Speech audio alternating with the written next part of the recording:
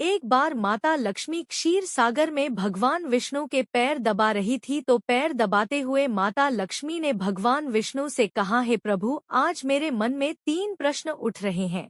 यदि इन 3 प्रश्नों के उत्तर देकर आप मुझे संतुष्ट करेंगे तो मेरे मन को बहुत शांति मिलेगी। तब भगवान विष्णु कहते हैं, हे देवी, तुम्हारे जो भी प्रश्न है तुम निसंकोच होकर पूछो, मैं तुम्हारी शंका का निवारण अवश्य ही करूंगा। तब माता लक्ष्मी कहती है, हे प्रभु, वह कौन सी स्त्री होती है जिसके भाग्य में संतान सुख नहीं होता है? दूसरा प्रश्न है कि कौन सी स्त्री समय से पहले विधवा होती है? और मेरा तीसरा प्रश्न है कि कौन सा श्रृंगार करने से स्त्री को स्वर्ग में स्थान प्राप्त होता है? तब भगवान विष्णु कहते हैं, हे देवी, तुमने उचित ही प्रश्न किए हैं।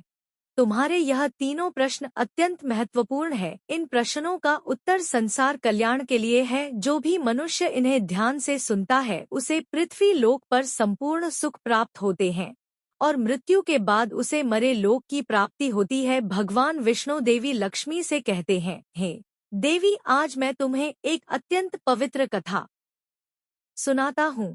इस कथा के माध्यम से तुम्हारे सभी प्रश्नों का उत्तर तुम्हें प्राप्त होगा, लेकिन तुम्हें इस कथा को ध्यान से पूरा सुनना होगा। इस कथा को कभी आधा अधूरा नहीं सुनना चाहिए। इस कथा में समस्त संसार का कल्याण छिपा हुआ है। जो भी इस कथा को ध्यान से पूरा सुनेगा उसके मैं 32 अपराध क्षमा करता हूँ।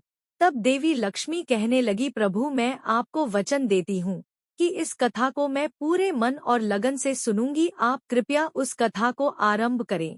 तो दोस्तों, आप सभी से एक विनती है कि आप भी इस कथा को पूरा जरूर सुने। इसे आधा अधूरा सुनना पाप माना जाता है। कथा शुरू करने से पहले कमेंट में जय मां लक्ष्मी और जय श्री हरि विष्णु अवश्य लिखे, साथ ही वीडियो को लाइक करना ना भूले। तो चलिए आरंभ करते हैं। भगवान विष्णु कहते हैं, हे देवी, एक समय की बात है। मध्य देश में एक छोटा सा नगर था। उस नगर में एक सेठ रहता था। उस सेठ के 2 पुत्र थे और सेठ के दोनों बेटों का विवाह भी हो चुका था। सेठ के घर में किसी चीज की कोई कमी नहीं थी, किंतु सेठ की पत्नी का स्वभाव अत्यंत दुष्ट था। सेठ की पत्नी और सेठ के बड़े बेटे की पत्नी दोनों का ही स्वभाव दुष्ट था। सेठ की पत्नी अपनी बड़ी बहू का तो बहुत लाड प्यार करती थी, किंतु छोटे बेटे की पत्नी के साथ बुरा व्यवहार करती थी। घर की सबसे छोटी बहू अर्थात छोटे बेटे की पत्नी बहुत अच्छे स्वभाव की, ईश्वर पर श्रद्धा रखने वाली पतिव्रता नारी थी। वह अकेले ही घर का सारा काम किया करती थी और गृह कार्य में दक्ष थी। इतना अच्छा स्वभाव होने के बावजूद भी उसकी सास उसके साथ बुरा व्यवहार करती थी, उसका हमेशा अपमान करती थी। इसके पीछे का कारण बस इतना था कि बड़ी बहू को एक पुत्र था और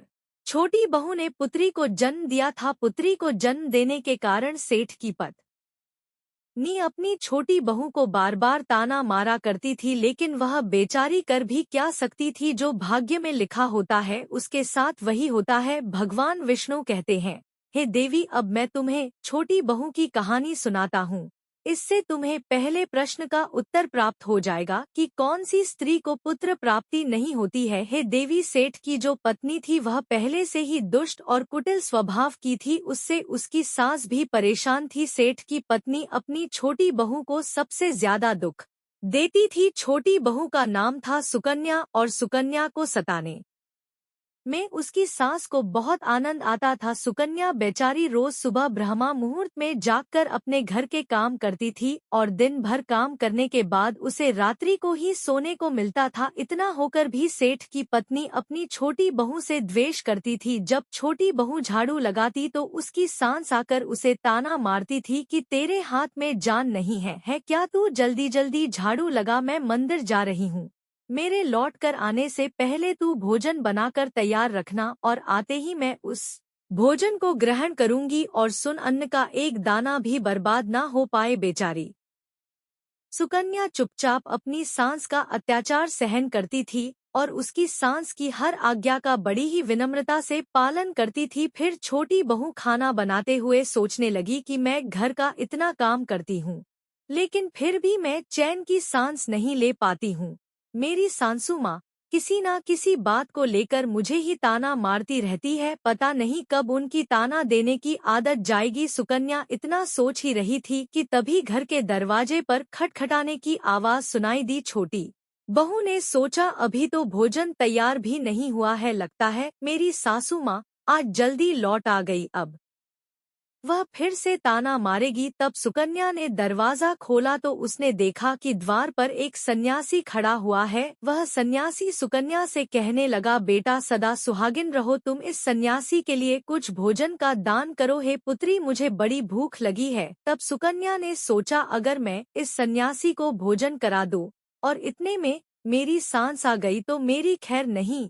कुछ देर तक विचार करने के बाद सुकन्या ने सोचा यदि मैं सासू माँ के ताने के डर से इस सन्यासी को भोजन नहीं कराऊंगा, ने उस सन्यासी को घर के अंदर बुला लिया। अतिथि धर्म का पालन करते हुए सुकन्या उस सन्यासी को भोजन कराने लगी। उतने में ही उसकी सास घर पर आ पहुंची और उस सन्यासी को घर के अंदर भोजन करते हुए देखकर उसे बहुत गुस्सा आ गया। वह चिल्लाते हुए सुकन्या से कहने लगी, यहाँ पर क्या किसी प्रकार का भंडारा या दावत नहीं चल रही है, जो तो राह चलते भिखमंगों को घर में बिठाकर खिला रही हो। सुकन्या ने अपनी सास से बड़ी विनती की, लेकिन सुकन्या की सास ने बहू की एक नहीं सुनी और उसकी सास ने उस सन्यासी को घर से बाहर निकाल दिया और उसके भोजन को उठाकर कचरे में फेंक दिया। उसके बाद वह सास सुकन्या पर गुस्सा करने लगी, अरे दुष्ट औरत, मैंने तुझे कहा था कि अन्न का एक दाना भी बर्बाद नहीं होना चाहिए, लेकिन तूने क्या किया, उस भिखमंगा को इतना सारा भोजन दे दिया। सुकन्या डरते डरते बोली, सासू माँ, मैंने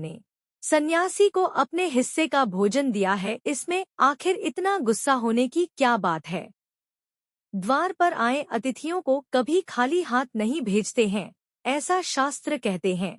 फिर सुकन्या की सास ने उसे बहुत डांटा। दोनों के बीच कई देर तक बहस हुई और सुकन्या की दुष्ट सास ने गुस्से में आकर सुकन्या को धक्के मारकर घर से बाहर निकाल दिया और घर का दरवाजा बंद कर दिया। सुकन्या देर तक घर के मुख्य द्वार के सामने खड़ी रही और बाहर से अपनी सास को आवाज देने लगी। सुकन्या की सास ने एक नहीं सुनी और उसे घर के अंदर आने नहीं दिया। फिर सुकन्या दुखी और उदास होकर अपने मायके के लिए निकल गई। मायके जाने के रास्ते में बहुत बड़ आज जंगल पड़ता था। सुकन्या भूखी प्यासी रहकर उस जंगल के रास्ते पर से चलने लगी। तभी उसी समय अचानक जोर जोर से बादल गरजने लगे और मूसलाधार बरसात होने लगी। बारिश से बचने के लिए सुकन्या एक वृक्ष के नीचे जाकर खड़ी हो गई। वहां पर सुकन्या ने देखा कि पेड़ के नीचे में कोटर बना हुआ है। फिर वह बिना देरी किए जल्दी से उस कोटर में घुस गई। कोटर में जाने के बाद सुकन्या ने देखा कि अंदर कोई साधु महात्मा बैठे हैं। वह सन्यासी कोई और नहीं बल्कि भगवान विष्णु ही साधु का रूप धारण करके बैठे हुए थे। जब उस साधु ने उस सुकन्या को देखा तो बोले, हे पुत्री, तुम इस घने जंगल में अकेली क्या कर रही हो? रोना बंद करो, मैं तुम्हारे बारे में सब कुछ जानता हूँ। तुम्हारे ससुराल वाले अत्यंत दुष्ट स्वभाव के हैं और वे तुम्हें बहुत दुख देते हैं। इसका कारण केवल बस इतना है कि तुम्हें पुत्र की प्राप्ति नहीं हुई है। पुत्री को जन्म देने के कारण तुम्हें तुम्हारी सास के ताने सुनने पड़ते हैं। हे पुत्री, तुम चिंता मत करो, मैं तुम्हें एक पर्ची देता हूँ। इस पर जो भी उपाय लिखा हुआ है, तुम उस उपाय को पूरे मन के साथ करो, फिर तुम्हें एक गुणवान पुत्र की प्राप्ति होगी। फिर सुकन्या ने वह पर्ची ली और वह साधु वहां से अचानक से गायब हो गए। यह चमत्कार देखकर सुकन्या बहुत प्रसन्न हुई और जब बारिश रुकी तो सुकन्या का पति उसे ढूंढते हुए उस स्थान पर पहुंच गया। सुकन्या ने अपने पति को सारी हकीकत बता दी और फिर दोनों ने ही घर वापस ना जाकर उसी जंगल में रहने का निर्णय लिया। वहीं पर रहते हुए एक दिन सुकन्या के मन में पुत्र प्राप्ति का ख्याल आया और वह मन ही मन सोचने लगी कि यदि मेरा भी कोई पुत्र होता तो आज ससुराल में मुझे बहुत ज्यादा इज्जत मिलती। तभी सुकन्या को उस साधु के द्वारा दी गई पर ची की याद आ गई और फिर जब उसने वह पर्ची खोलकर पढ़ा तो उसने देखा कि जो स्त्री पुत्र प्राप्ति की कामना रखती है उसे रात्रि में अपने पति की बाई तरफ सोना चाहिए। ऐसा करने से कुछ समय बाद में बाई करवट लेटने से नाक का दाहिना स्वर और दाहिनी करवट लेने से नाक का बायां स्वर चालू हो जाता है। फिर जब पुत्र की इच्छा हो तो उस स्थिति में मिलन से पहले यह निश्चित कर लेना चाहिए कि पुरुष का दायां स्वर चलने लगे और स्त्री का बायां स्वर चलने लगे और उसी समय पर गर्भधान किया जाना चाहिए। ऐसा करने से निश्चित ही पुत्र की प्राप्ति होती है। इसके विपरीत नाक के स्वर चलने से पुत्री की प्राप्ति होती है। उस पर्ची में आगे लिखा हुआ था कि मासिक धर्म शुरू होने के बाद पहले 4 दिनों में पुरुष के साथ मिलन करने से पुरुष को रगड़ता प्राप्त हो जाता है और 5वीं रात्रि में मिलन करने से पुत्री की प्राप्ति होती है तथा 6ठी रात्रि में मिलन करने से पुत्र रत्न की प्राप्ति होती है। 7वीं रात्रि में मिलन करने से वंध्या पुत्री होती है। 8वीं रात्रि में मिलन करने से बलशाली पुत्र की प्राप्ति होती है। 9वीं रात्रि में मिलन करने से सुंदर कन्या की प्राप्ति होती है तथा 10वीं रात्रि में मिलन करने से विद्वान और अति श्रेष्ठ पुत्र की प्राप्ति होती है। 11वीं रात्रि में मिलन करने से सुंदर आचरण वाली कन प्राप्त होती है। 12वीं रात्रि में मिलन करने से गुणवान पुत्र होता है। 13वीं रात्रि में मिलन करने से लक्ष्मी स्वरूपा पुत्री होती है। 14वीं रात्रि में मिलन करने से गुणवान बुद्धिमान तथा बलवान पुत्र होता है। फिर सुकन्या ने मासिक धर्म के बाद 14वीं रात्रि में अपने पति के साथ मिलन किया और उसके बाद गर्भ धारण किया। फिर दूसरे दिन सुकन्या का पति जंगल में लकड़ी काटने के लिए चला गया और सुकन्या घर पर पड़ी रही। फिर अचानक से तेज तूफान आया और सुकन्या की झोपड़ी उड़ गई। फिर सुकन्या दौड़ती हुई उसी पेड़ के कोटर में जाकर रुक गई जहाँ पर उसे वह साधु मिला था।